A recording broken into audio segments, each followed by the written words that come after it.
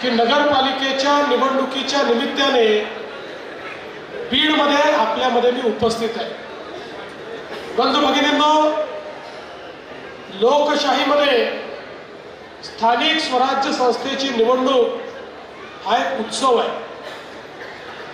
Bharat Ratna doctor Babasaheb आंबेडकरांनी आपल्याला संविधान दिलं आणि या संविधानाने आपल्याला काही अधिकार दिले, पण हे अधिकार देताना संविधानाने एक काळजी घेतली, प्रत्येक व्यक्तीला समान अधिकार हा या संविधानाने दिलाय। आज या निवडणुकीमध्ये टाटा, बिर्ला, अडाणी, अंबानी यांनाही एकाच मताचा अधिकार आहे आणि आपल्यालाही एका मताचा अधिकार आहे। अशा प्रकारची ही रचना लोकशाहीची झाली आहे आणि या लोकशाहीमध्ये हा जो मताचा अधिकार दिलाय तो विवेकपूर्ण वापरण्याची जबाबदारी देखील याच लोकशाहीने आपल्यावर टाकली आहे। आपण बघा, एक काळ होता आपल्या देशामध्ये राजेशाही होती। राजेशाहीमध्ये राणीच्या पोटातून जो जन्म घ्यायचा तो आपला राजा व्हायचा, पण लोकशाहीने सांगितलं राणीच्या पोटातून जो जन्म घेईल तो राजा होणार नाही, मताच्या पेटीतून जो जन्म घेईल तो खऱ्या अर्थानं लोकशाहीमध्ये राज्यकारभार चालवेल। आणि म्हणून आपली जबाबदारी आहे, आपण लोकसभेला मतदान करून आपले प्रधानमंत्री निवडतो, आपण विधानसभेला मतदान करून आपला मुख्यमंत्री कोण होईल हे निवडतो आणि त्याच वेळी आपण नगरपालिकेला त्या ठिकाणी मतदान करून पुढचे 5 वर्ष नगरपालिका कोणाच्या हातामध्ये द्यायची याचा निर्णय आपण करत असतो। आणि म्हणून ही नगरपालिकेची निवडणूक अतिशय महत्त्वाची निवडणूक आहे। उद्याच मतदान होणार आहे। बंधू भगिनींनो, आपला देश जेव्हा स्वतंत्र झाला त्यानंतर सातत्याने आपण म्हणायचो भारत छोट्या छोट्या गावात राहतो, गावाचं कल्याण म्हणजे भारताचं कल्याण, गावाचा विकास म्हणजे भारताचा विकास, आणि ते सत्यही होतं। पण ते सत्य स्वीकारत असताना जवळजवळ 60-65 वर्ष आपल्या राजकीय व्यवस्थेने आणि आपल्या नेत्यांनी विश्वासात घेतलं नाही की भारत जसा गावात राहतो तसा भारत शहरांमध्ये देखील राहतो। शहरांमध्ये लोक राहतात, त्यांच्याही काही मूलभूत गरजा आहेत आणि विशेषतः आपण 60-65 वर्ष शहरांकरता कुठल्या योजनाच केल्या नाहीत, शहरांच्या विकासाचा विचार केला नाही। एकीकडे अन्न, वस्त्र, निवारा, शिक्षण, आरोग्य, रोजगार याच्या संधी शोधत लोक गावातनं शहराकडे येत होते, शहराची लोकसंख्या वाढत होती आणि मग गावातून आलेल्या व्यक्तीला शहरामध्ये जागा मिळत नव्हती। मग जिथे अतिक्रमण करता येईल तिथे अतिक्रमण करून लोक बसले, झोपडपट्ट्या तयार झाल्या, लोकसंख्या वाढल्यामुळे पिण्याच्या पाण्याचे प्रश्न निर्माण झाले, घनकचऱ्याचा प्रश्न निर्माण झाला, लोकसंख्या वाढल्यामुळे नाल्यांमधनं मैला व्हायला लागला, मग तोच मैला त्या ठिकाणी डास, मच्छर, रोगराई तयार करायला लागला, तोच आपला मैला आपल्या विहिरींमध्ये, नद्यांमध्ये, नाल्यांमध्ये जायला लागला, त्यातनं आपलं जलस्रोत खराब झालं। एकूणच जर आपण बघितलं तर आपली शहरं ही चांगली व्हायच्या ऐवजी वाईट व्हायला लागली, तिचं जीवनमान हे अजून खाली जायला लागलं। पण बंधू भगिनींनो, देशामध्ये पहिल्यांदा मोदीजी देशाचे प्रधानमंत्री झाल्यानंतर मोदीजींनी सांगितलं की या ठिकाणी जसा भारत गावांमध्ये राहतो तसा भारत शहरांमध्ये देखील राहतो। गावाचा विकास जसा आपल्याला करायचा आहे तसा शहरांचा विकास आपल्याला करायचा आहे। मोदीजींनी सांगितलं देशाचा 65% GDP हा शहरांमध्ये तयार होतो। वस्तू आणि सेवांची निर्मिती, आरोग्य सेवा, शिक्षण या सगळ्या सोयी या शहरांमध्ये आहेत, रोजगाराच्या संधी शहरांमध्ये आहेत। त्यामुळे शहरात गुंतवणूक केली पाहिजे, शहरातलं इन्फ्रास्ट्रक्चर तयार केलं पाहिजे, शहरामध्ये राहणारा गरीब, शहरामध्ये राहणारा मध्यमवर्गीय याच्या जीवनामध्ये परिणामकारक जर आपण बदल केला तर शहराचं जीवन चांगलं होईल आणि अधिक मोठ्या संधी आपल्या शहरांच्या माध्यमातून सुरू होतील। आणि म्हणून पहिल्यांदा देशाच्या इतिहासामध्ये मोदीजींनी शहराकरता योजना तयार केल्या। स्मार्ट सिटी सारखी योजना असेल, अमृत शहरांसारखी योजना असेल, स्वच्छ भारत शहरी मिशन असेल, प्रधानमंत्री आवास योजना शहरी असेल, हर घर जल शहरी असेल, अशा अनेक योजना पहिल्यांदा देशाच्या सरकारने लाखो कोटी रुपये हे शहरांच्या विकासाकरता त्या ठिकाणी देण्यास सुरू केलं आणि आपल्या महाराष्ट्राला देखील जवळपास या योजनांच्या माध्यमातून 50,000 कोटी रुपये हे माननीय मोदी साहेबांनी विकासाकरता उपलब्ध करून दिले. आपण महाराष्ट्राचा जर विचार केला, महाराष्ट्रामध्ये 6.5 कोटी लोक 40,000 गावांमध्ये राहतात आणि तेवढेच 6.5 कोटी लोक बीड सारख्या 400 शहरांमध्ये राहतात. म्हणजे 6.5 कोटी लोक 40,000 गावात आणि 6.5 कोटी लोक 400 शहरांमध्ये. या शहरांचं चित्र बदललं पाहिजे, या शहरांमध्ये मूलभूत सोयी झाल्या पाहिजेत आणि म्हणून मोदीजींनी ज्यावेळी या संदर्भातल्या योजना आम्हाला दिल्या, मला आठवतं मी मुख्यमंत्री होतो, पंकजाताई या ठिकाणी पालकमंत्री होत्या. या बीडमध्ये आमदारही आमचे नव्हते, नगराध्यक्षही आमचे नव्हते. भारतभूषणजी हे नगराध्यक्ष होते, जयदत्त अण्णा त्यावेळी आमदार होते.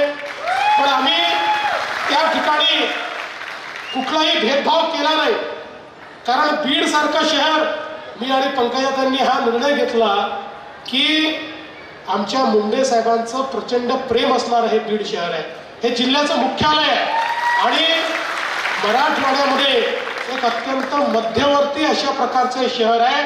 त्यामुळे कोणाची सत्ता असू द्या, आपण मदत केली पाहिजे. आणि त्या ठिकाणी जसे योगेशजींनी सांगितलं, जवळजवळ 500 कोटी रुपयाच्या योजना या बीडमध्ये आपण सुरू केल्या.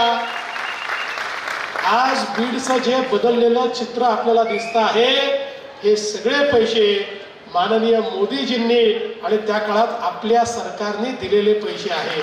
त्याच्या आधी नाही, त्याच्यानंतरही नाही, हे सगळे पैसे हे माननीय मोदीजींच्या नेतृत्वाने आम्ही काय करू शकलो, याकरता करू शकलो की पहिल्यांदा मोदीजींनी शहर विकासाची दृष्टी दिली. त्यांनी सांगितलं मी पण पैसा देतो, राज्याने पण पैसा दिला पाहिजे आणि आपली शहरं बदलली पाहिजेत. आज बघा, जवळपास बीडमध्ये पिण्याच्या पाण्याची योजना त्या ठिकाणी झाली. आता त्या योजनेमध्ये आपल्याला लोड वाढवायचा आहे, काळजी करू नका. या ठिकाणी आपल्या ज्योतिताई निवडून आल्याबरोबर लोड वाढवण्याकरता 30 कोटी रुपयाची आवश्यकता आहे. ते जर लोड वाढवलं तर या बीडला अतिरिक्त पाणी या ठिकाणी मिळणार आहे. आम्हाला बीडच्या प्रत्येक घरामध्ये माझ्या माता भगिनींनी नळ उघडल्यावर पाणी आलंच पाहिजे, अशा प्रकारचं बीड तयार करायचं आहे. भुयारी गटारी करता आपण पैसा दिला, त्या संदर्भातलं काम काही झालंय, काही चाललेलं आहे. आणि आता वाढीव जो भाग आहे, कारण शहराचा विस्तार झाला, हद्दवाढ आपण केली, हद्दवाढी करता देखील निधी आपल्याला आवश्यक आहे. तोही निधी जसा मागच्या वेळेसही आम्ही उपलब्ध करून दिला, आताही तो निधी आम्हीच उपलब्ध करून देऊ, हा विश्वास मी तुम्हाला देतो. तुम्ही एक गोष्ट लक्षात ठेवा, पंकजाताई या जरी आता पालकमंत्री नसल्या तरी देखील या महाराष्ट्राच्या मंत्रिमंडळातल्या त्या ज्येष्ठ मंत्री आहेत. त्यामुळे त्यांचा शब्द हा या ठिकाणी खाली पडत नाही. त्यामुळे बीडमध्ये त्यांनी मागणी केली आणि सरकारने केलं नाही, असं कधीच या ठिकाणी होत नाही. आणि म्हणून या ठिकाणी रस्त्यांची कामं आता 2 टप्प्याचे पैसे आपण दिले, 3ऱ्या टप्प्याचा पैसा द्यायचा आहे. त्याही संदर्भात आपण जी काही योग्य कारवाई आहे ती करणार आहोत. आणि जवळजवळ 6,000 घरं मोदीजींच्या प्रधानमंत्री आवास योजनेत या ठिकाणी मिळाली आहेत. पण योगेशजी तुम्हाला सांगतो, अजून खूप लोकांना तुम्हाला घरं द्यायची आहेत. तुम्ही घरं का नाही देऊ शकला माहिती आहे? कारण लोकांजवळ जमिनीची मालकी नव्हती, पट्टे नव्हते. 2च महिन्यापूर्वी आपल्या सरकारने निर्णय घेतलाय की झोपडपट्टीत राहणारा किंवा बेघर अतिक्रमणधारी या सगळ्यांचं अतिक्रमण आता आपण नियमित करणार आहोत आणि त्यांना मालकी हक्काचा पट्टा देणार आहोत. आणि तो मालकी हक्काचा पट्टा दिल्यानंतर बेघर आणि कच्च्या घरात राहणारे यांना 2.5 लाख रुपये घर बांधायलाही मोदीजींच्या योजनेतला आपण देणार आहोत. त्यामुळे माझी विनंती आहे की ज्योतिताईंच्या नेतृत्वात या नगरपालिकेच्या माध्यमातून एकही व्यक्ती बेघर या बीडमध्ये राहणार नाही, अशा प्रकारचा प्रयत्न येत्या काळामध्ये आपल्याला करायचा आहे. खरं म्हणजे पंकजाताईंनी आता एक मिशन हातामध्ये घेतलेलं आहे आपल्या नद्या स्वच्छ करण्याचं. आम्ही त्या संदर्भात एक वेगळी अथॉरिटी तयार केलेली आहे, त्यांच्या मंत्रालयाच्या अंतर्गतच एक अथॉरिटी तयार केली आहे आणि आता केंद्र शासनाची मान्यता घेऊन एक नदीचा एक चांगला प्लॅन या महाराष्ट्रामध्ये आम्ही करणार आहोत आणि ज्या ज्या गावातनं नद्या जात आहेत आणि ज्या ज्या आपल्या प्रमुख नद्या आहेत त्याचं शुद्धीकरण करायचं आणि गावामध्ये रिव्हरफ्रंट तयार करायचे, अशा प्रकारचं एक जलशुद्धीकरणाचं मिशन आपण हातामध्ये घेतलं आहे. त्यामुळे मला विश्वास आहे आणि विश्वास काय मला हे माहितीच आहे की ज्यावेळी त्या संदर्भातलं मिशन आम्ही सुरू करू त्यावेळी पंकजाताई माझ्याकडे फाईल पाठवताना सगळ्यात वर बिंदुसराचंच नाव लिहून पाठवणार आहे, याबद्दल माझ्या मनामध्ये कुठलीही शंका त्या ठिकाणी नाही. आणि म्हणून आपल्याला एक विश्वास देण्याकरता आलो आहे की इतके वर्ष या नगरीमध्ये आम्ही मागे राहिलो तर आम्ही कधी कमळ पुढे केलं नाही. आम्ही सगळे मित्रांना सोबत घेऊन अजूनही आमचे मित्र आहेत, शत्रू कोणीच नाही आहे. पण आता ही वेळ आलेली आहे की मोदीजींची जी दृष्टी आहे, त्यांचं जे विजन आहे हे थेट या बीडमध्ये लागू करता आलं पाहिजे. विकासाचं विजन हे कुठल्याही मध्यस्थामार्फत नाही तर थेट भाजपच्या नगराध्यक्षामार्फत या बीडमध्ये ते विजन आणि तो निधी या ठिकाणी पोहोचला पाहिजे. आणि म्हणूनच आज मी आपल्याला ही विनंती करण्याकरता आलो आहे. आम्हाला खूप गोष्टी करायच्या आहेत. मी इतके दिवस झाले या ठिकाणी या संपूर्ण नगरपालिकेचा प्रचार करतोय, पण या सगळ्या प्रचारामध्ये मी कधी कुठल्या पक्षावर टीका केली नाही, कुठल्या नेत्यावर टीका केली नाही. याचं कारण ते करण्याची आवश्यकता नाही आहे. आमच्याकडे एक विजन आहे, आमच्याकडे एक आराखडा आहे. शहर कसं सुधारायचं या संदर्भातली माहिती आमच्याकडे आहे, आम्ही केलेलं आहे आणि आम्ही करणार आहोत. त्यामुळे मी तुमचं एक सकारात्मक मत या ठिकाणी मागण्याकरता आलो आहे. हे परिवर्तनाकरता मत आपल्याला हवं आहे. या ठिकाणी उत्तम अशा प्रकारच्या व्यवस्था करण्याकरता हे मत आपल्याला हवं आहे.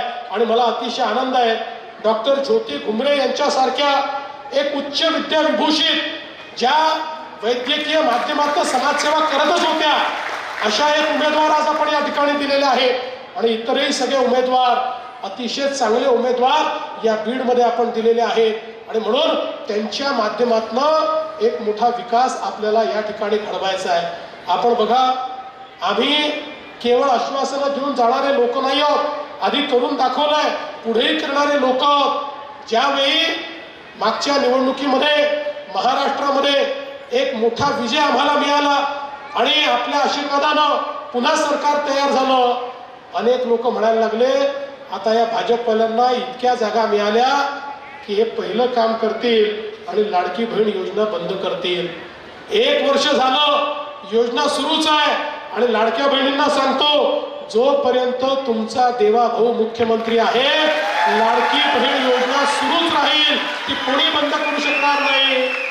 पण ज्योतिताई, गीताताई, संध्याताई, रामचंद्र भाऊ, तुम्हाला माझी विनंती आहे, तुम्हाला ही मंडळी निवडून देणारच आहे, पण पुढच्या काळामध्ये माझ्या लाडक्या बहिणींना केवळ लाडक्या बहिणी ठेवू नका, त्यांना लखपती दीदी म्हणा, त्यांना लखपती दीदी करा. कारण आता मोदीजींनी आपल्या लाडक्या बहिणींना लखपती दीदी करण्याचा कार्यक्रम दिलाय आणि मला सांगताना अभिमान आहे, गेल्या 1.5 वर्षामध्ये आम्ही 50 लाख लाडक्या बहिणींना ऑलरेडी लखपती दीदी केलाय. पुढच्या वर्षीपर्यंत 1 कोटी माझ्या लाडक्या बहिणी लखपती दीदी असतील. आम्हाला आमच्या सगळ्या लाडक्या बहिणींना लखपती दीदी करायचं आहे. आणि म्हणून या 4ही नगराध्यक्ष पदाच्या उमेदवारांवर मी जबाबदारी टाकतो. आम्ही सगळे तुमच्या पाठीशी आहोत. पंकजाताई असतील, योगेश दादा असतील, सुरेश भाऊ असतील, मी असेल, बदामरावजी असतील, आम्ही सगळे तुमच्या पाठीशी आहोत. तुम्ही आमच्या लाडक्या बहिणींच्या पाठीशी उभ्या राहा.